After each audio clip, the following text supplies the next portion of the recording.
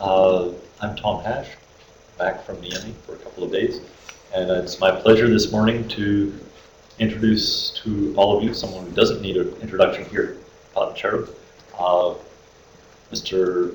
V Rajaram, V for Bengaldas. He's a young man. He was much younger when he joined here as an MSc student a few years ago. Found out this morning he's been with us for 8 years. Stealing his life away. Anyway, he started here on his MSc work in 2004.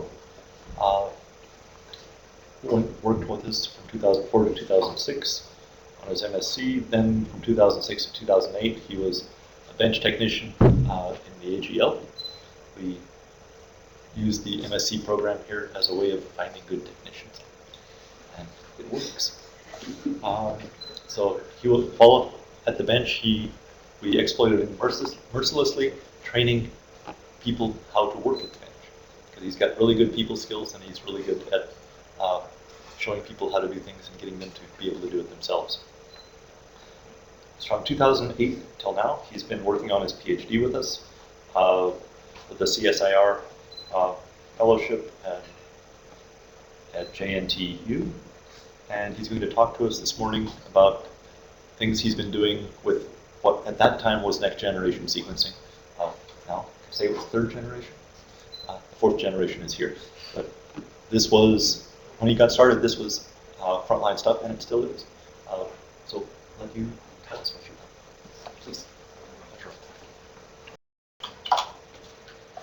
Good morning to all of you. Today I'm going to present on my PhD topic, creating EST-based markers to facilitate marker selection for drought tolerance in pearl millet.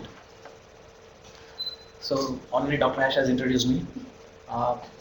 My supervisor in the university is Dr. M. Lakshman Narasu, and my supervisor in ICRISAT, Dr. Tom Hash.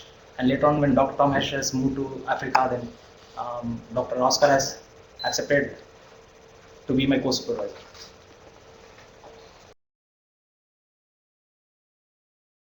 Today, just a brief what I'm going to present. I'm going to present about my objectives, introduction, and I have clubbed everything, my materials, methods, results, and discussion together, so that it will be very concise. And then summary, conclusion, and a few publications that I have got from my work, and also acknowledgements. So coming to the objectives, my objectives are to create pearl millet ESTs from drought stress tissues of pearl millet mapping population parental lines ICMB 841P3 and 863P2, and to identify primer sequences for the EST-based SR markers, and to map these EST SRs in pearl millet RL populations, and later on annotate all these ESTs and estimate their map position based on the rice genome sequence. We all know pearl millet is a cross-pollinated crop, and it has a diploid genome of 2n equal to 14, and it is drought tolerant and grown in dry land conditions. It is called as poor man's crop because it usually grows in very drought areas where usually all the poor people are mostly there. And it is a dual purpose crop which is grown for both food and fodder, and it is the 6th most important cereal crop after wheat, rice, maize, sorghum, and barley. Now, I told it is an orphan crop. It is orphan crop because it has very limited genomic tools.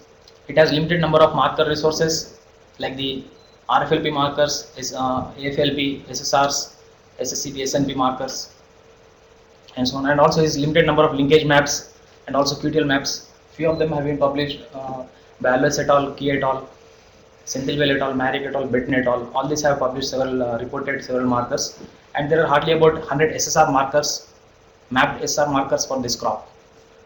And also several QTLs have been mapped by Yadav et al., Lee et al., Jones et al., Morgan et al. For the disease resistance, and Napoleon et al. For the story and quality traits, like so on. So in spite of all these limited resources, there are some very few successful stories, and one among them is the HHB67 improved. This HHB67 improved variety, which is released in 2005, which is the first public product to be released in India, and it is based on the DNA marker selection, and it is developed by Dr. Hash and team.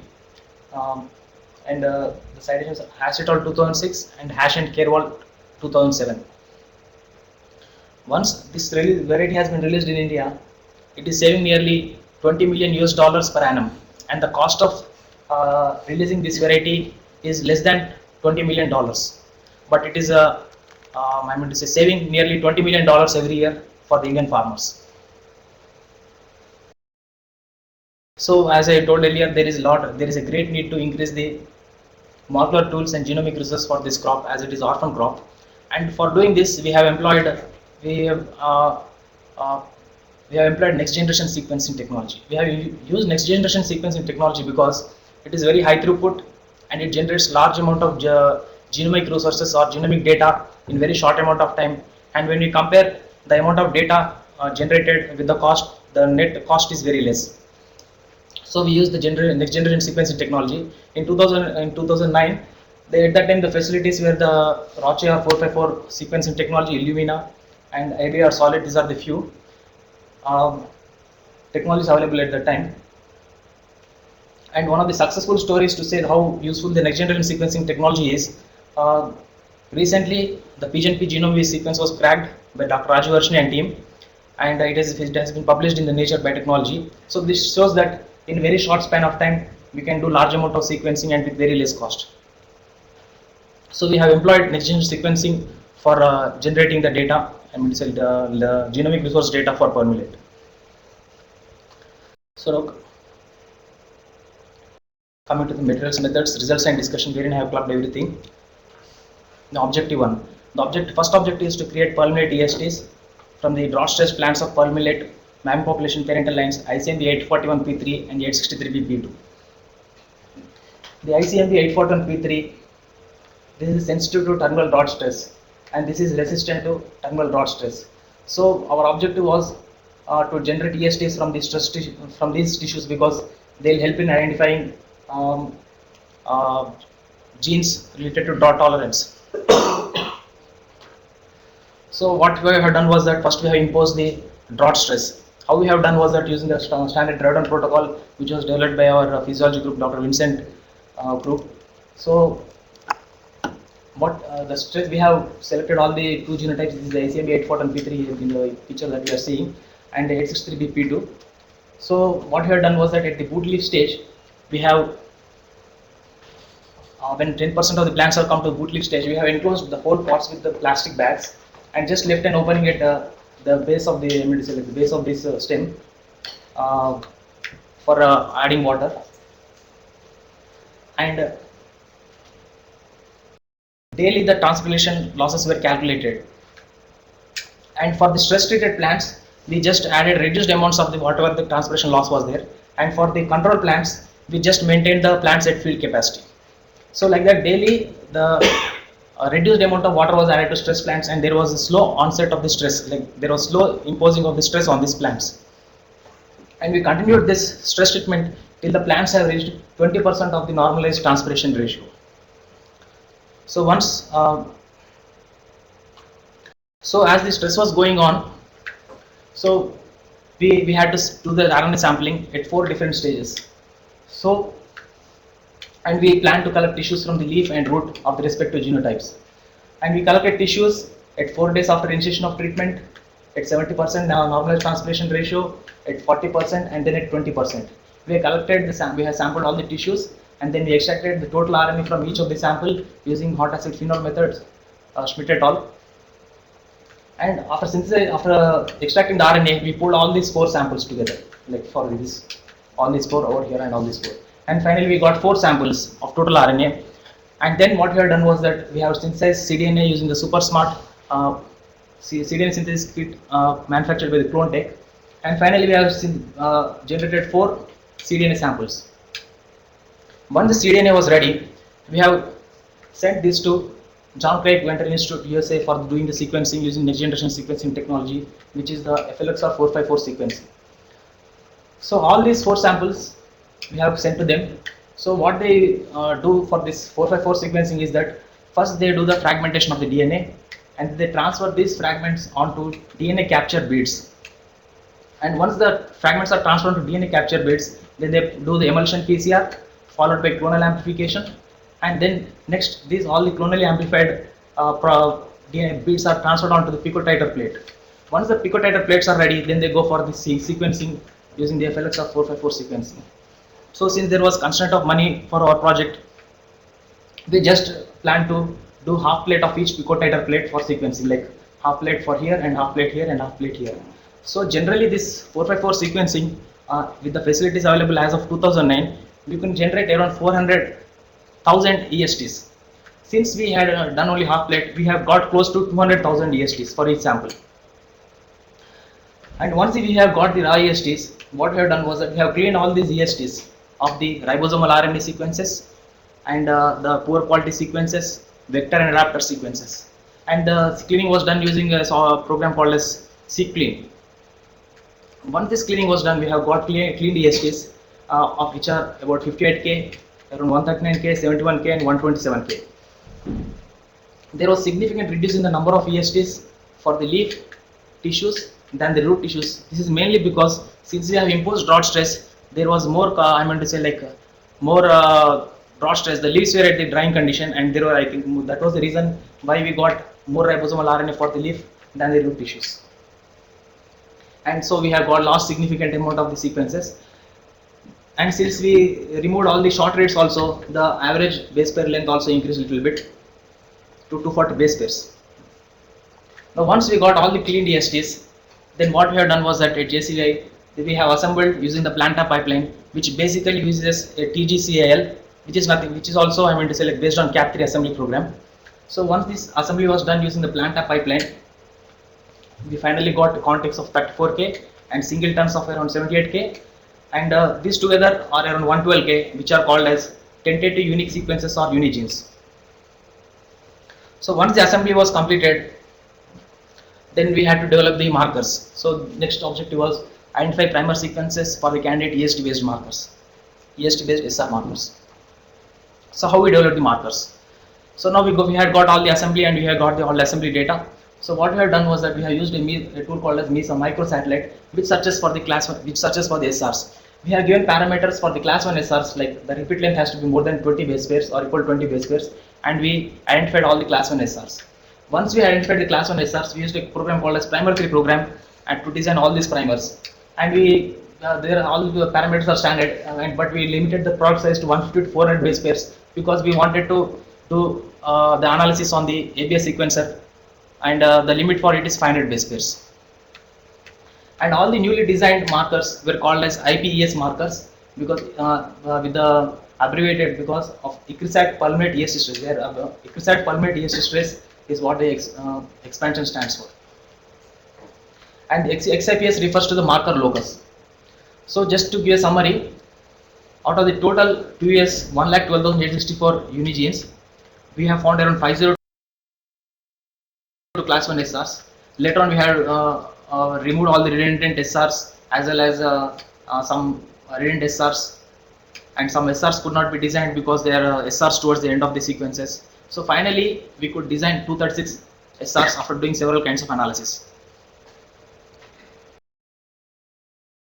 So now apart from these SRs, we also identified around 5,800 SNPs in 2,146 contigs for these two, between these two genotypes.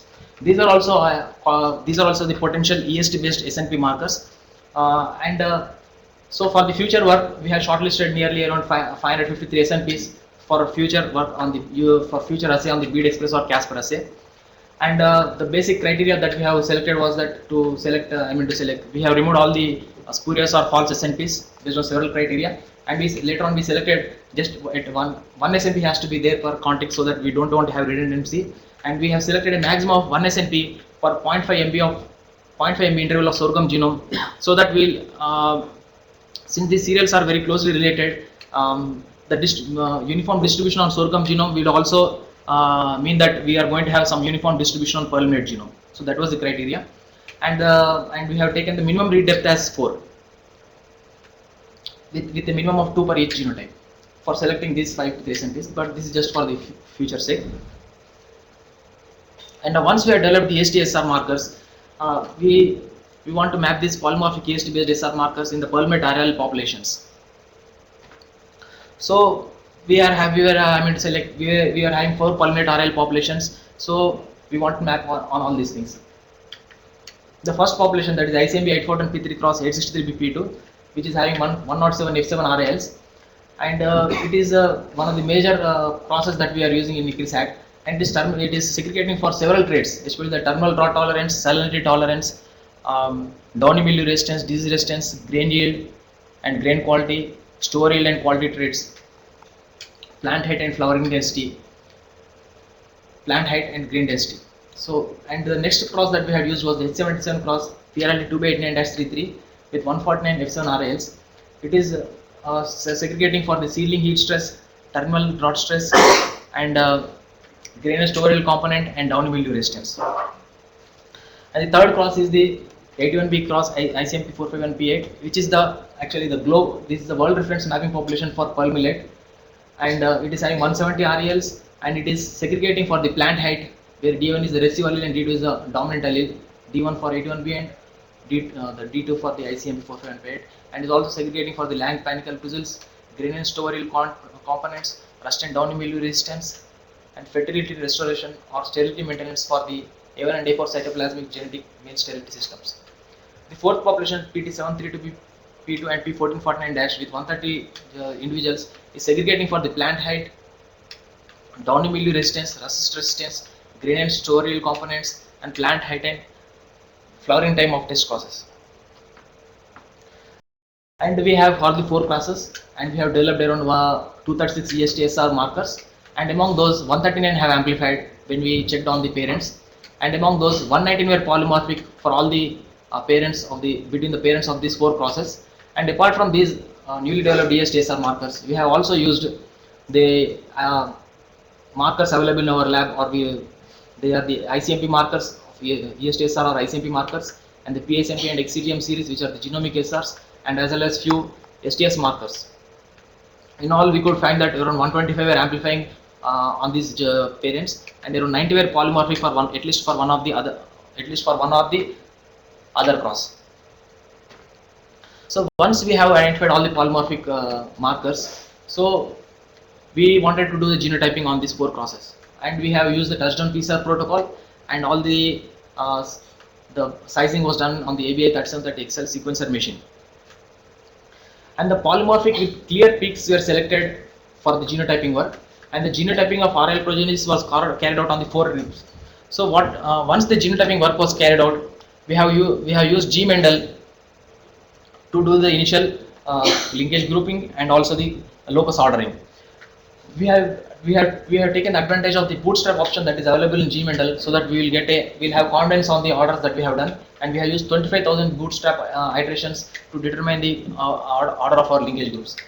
Once we have determined the linkage groups, we have tried to add the unlinked markers using the mapmaker try and build commands.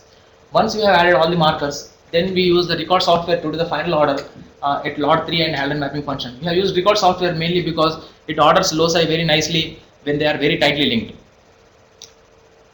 And even when you use record software, there was no significant change in the order of the loci, but the map distance was a little bit decreased compared to the map maker. So finally, once the linkage maps were constructed, we have visualized all these things using the map chart.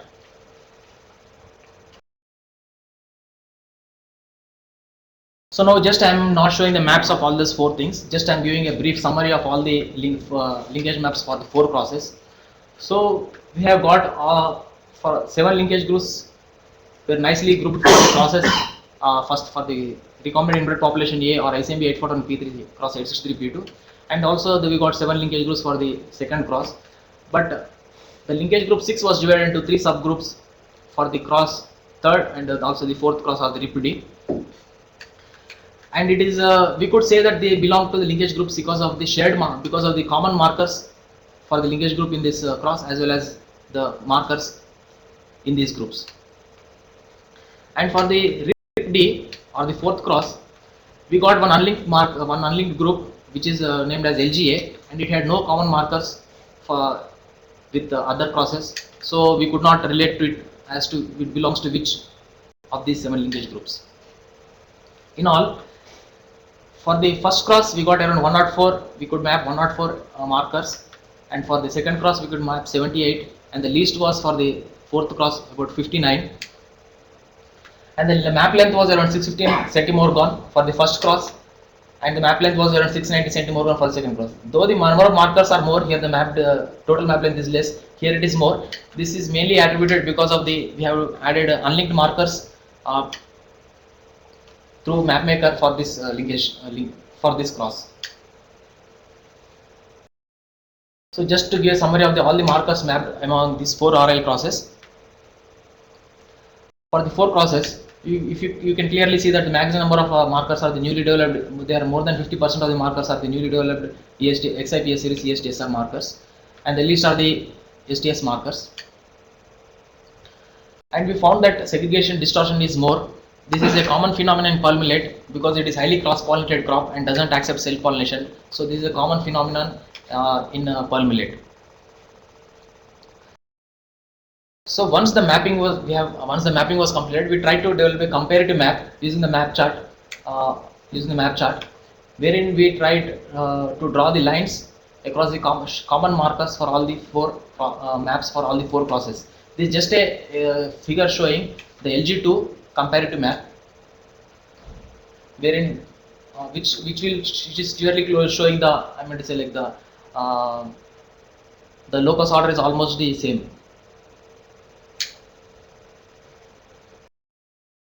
Then we have just drew a Venn diagram, 4-way Venn diagram, which is illustrating all the number of shaded markers. There are 2 common markers that are common for all the 4 crosses, and there are also these places showing which are markers which are shaded by 2 crosses, and these are unique to each of the cross, like 34 for the rib A, 22 for rib B, 12 for rib C, and 11 for rib D.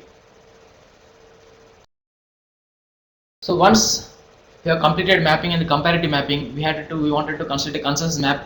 So we have used a merge map tool published by V Rajaram 2008, which integrates the component maps to construct a consensus map. How it does is that first it will take into account all the maps for the 4 crosses. Then it will generate a directed acyclic graph for each of the map, and these form the input to the merge map. And this merge map it processes and it gives the consensus DAG as output. This is just small minimized figure which is showing the consensus DAG, wherein all the markers, which each circle shows one marker, and it has generated a consensus DAG. Later on it is converted into a consensus map or linearized consensus map using a mean distance approximation method that it by mean distance approximation calculation. And this map consensus map was visualized using the map chart only. So these are the consensus map for the 4 crosses.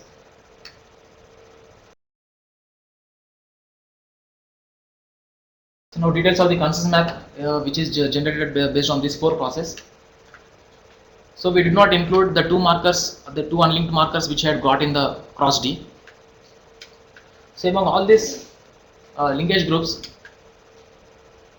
linkage group 6 was having maximum number of markers, followed by linkage group 2. And the total number of loci mapped in this consensus map are 174, and among which 100 are this newly developed ESTSR marker loci. And the total length of this consensus map is 898 centimorgon. So now just to give a brief the summary of all the mapping that work we have done. So total markers that were mapped across 4 crosses were 171, and we got 176 loci. It is because around 5 markers were mapping to 2 loci, like they mapped to one linkage group in one cross and they mapped to another linkage group in another cross. So that is why we are getting 2 loci for 5 of the markers, and the total mapped markers in consensus map are 169, and the total loci are 174. And later on we had even identified the syntenic relationships of these mapped ESTSR markers like the ICMP and IPS series, and we had tried to identify the syntenic relationship to rice, foxtail millet, sorghum and maize and brachypodium genomes, and we found that around 87 markers were synteny means they had hits on the one or the other genomes, and around in all they are around 89 loci. Now this is the final objective of mine, which I am currently actually I am doing it. That is to annotate these ESTs and estimate their map positions based upon the rice genome sequence. So in all, I have already earlier told you, just to remind you that we have got around 1,12,864 Unigenes, and we had got 2,146 contigs and 5,800 SNPs. So to just start our annotation work, we have started with this SNP containing contigs. So what we have done was that for doing the annotation work, we were using the BLAST2GO software. And this BLAST2GO software, there are 3 steps in this BLAST2GO software, like the BLAST step, which blasts all the sequences onto the to the databases, and it finds the homologous sequences. And next is the mapping step, where it retrieves the gene ontology terms from the databases based on the BLAST definition. And next is the annotation step, where it determines the self, it determines or sells the reliable functions for the Go terms. So now just to give a brief of the BLAST results. So the cutoff was e power minus 10, and total BLAST sequences were 2146, and we got total hits of around 24k. We had got hits for around 1375, and total sequence without BLAST hits are 771. And if we take into account all the top hits for these sequences, we got maximum number of hits for sorghum bicolor, and next is Ziamez, and next is Areza. Actually, at the time when we were doing the database was not updated with the foxtail millet genome, so that's why we got foxtail millet somewhere over Synteny italica. Now the Go terms, from where they are got, all maximum number of the Go terms were identified from the Uniprot knowledge base, and a few from TIR and other from the GR protein. And the annotation, once the reliable functions were identified, we just prepared a pie chart indicating the functions. Total Go annotations, we have got around 6,000 Go annotations for the total contigs of 1224. Remaining were not annotated or listed one or the other step. In all, we got around 1815 are related to the biological process, around 1921 are related to the cellular component, and 2220 are related to the molecular function. Just to give a summary of this BLAST2GO results, 2146 contigs were sent for BLAST, and we got hits for 1375 and no hits for 771. Among these 1375, 1272 were mapped, and 103 did not have Go mapping. And for the annotations, 48 did not have annotated, 48 were not annotated among these 1272, and 1224 were annotated. This is summary of the BLAST2GO results for the 2146 SNP containing contigs. Now I earlier mentioned that the Synteny work was done, so I'm just telling over here. So we tried to identify the Synteny for all the mapped EST-SR markers using the BLAST search of these full-length EST-SR markers on the genomes of foxtail millet, Pennisetum glaucum, sorghum, Ziamez, and brachypodium. And all we had around 116 EST-SR markers, of which 17 were ICMP markers, and 1 or 2 are the newly developed EST-SR markers. So this is just a figure for the LG6 showing the Synteny relationship. So these are polymorphic linkage group 6, which is renamed as Pennisetum glaucum 6. This position is inverted with respect to the position in the consensus map. Now if you clearly see, it is closely related to the 5th chromosome of foxtail millet, and also the 3rd chromosome of the sorghum. And you can clearly see that they are highly conserved.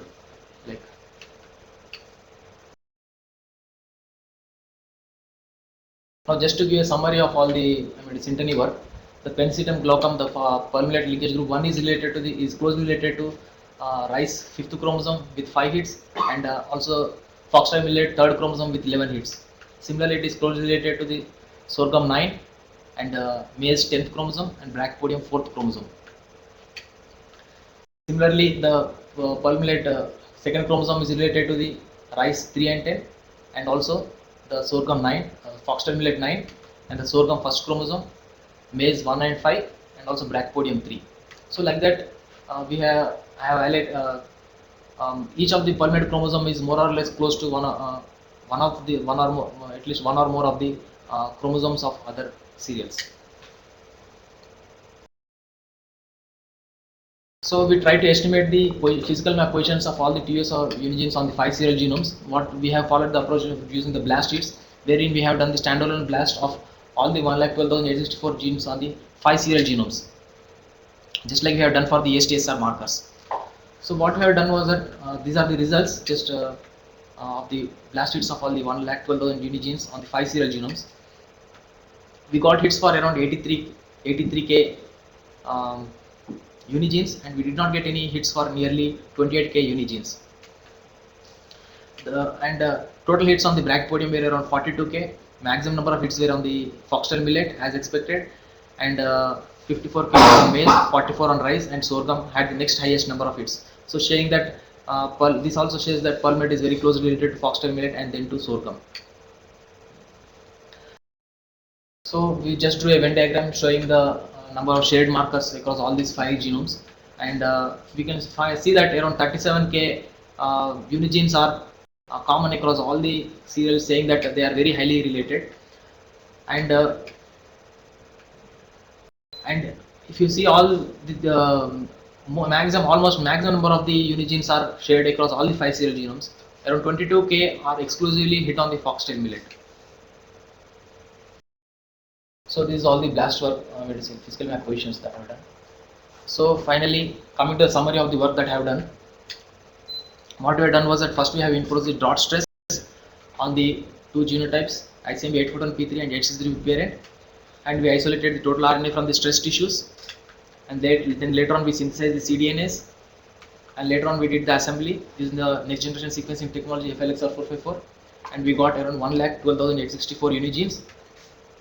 And from this we developed around 236 EST-SRs, and 5800 SNPs were identified in the 2146 contigs, and we constructed 4 new linkage maps for the 4 RL crosses, and developed a consensus map containing 174 marker loci, which includes around 100 newly developed SR markers.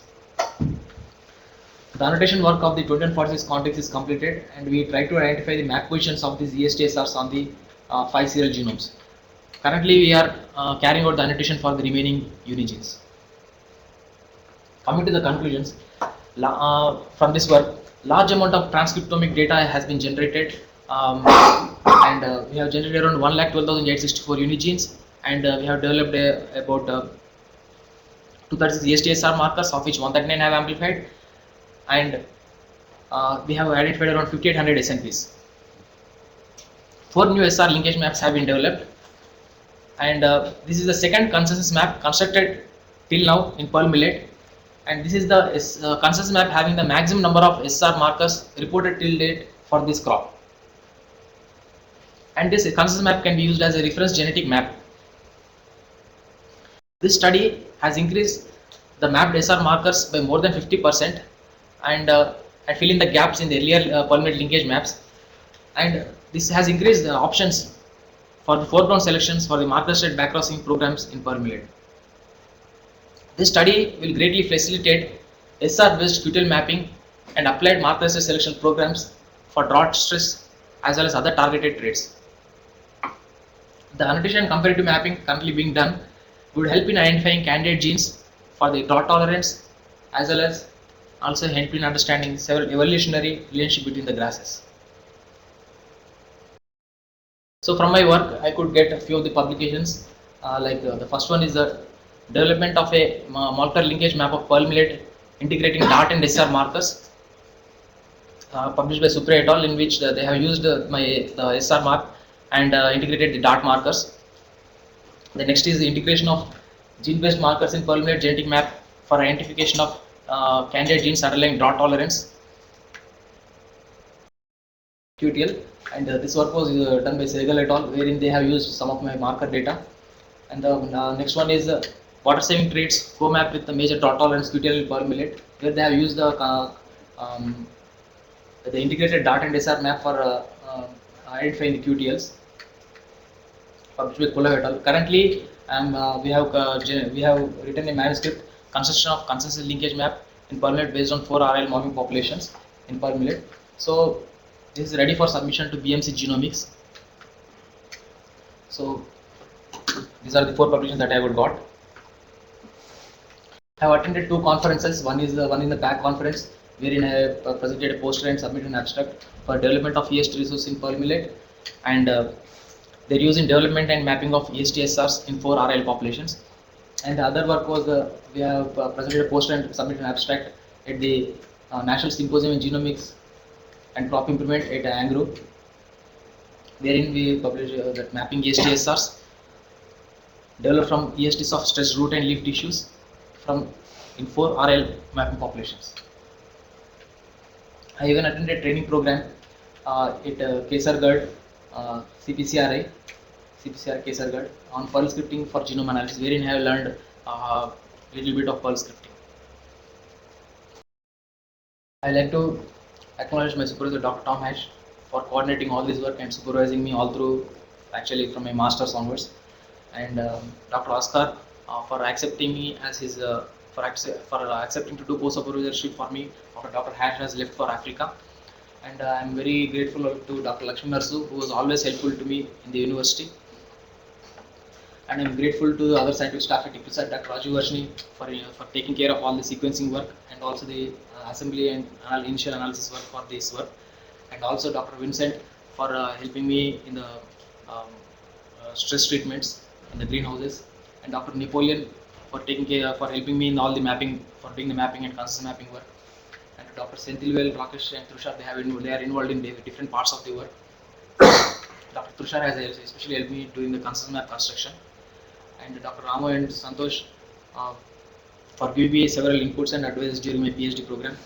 I like to thank all my friends, colleagues, staff, technicians, scientific officers, visiting scientists, research associates, and all the people in the applied genomics lab, genotyping services lab, bioinformatics, biometrics, and learning systems unit, crop physiology and breeding unit. I would like to thank the funding resource for this project, the CGS Generation Challenge program, and finally I am very grateful to the Council of Scientific and Industrial Research of India for providing me the JRF fellowship for the first years and later on SRF from the third year onwards. So thank you all.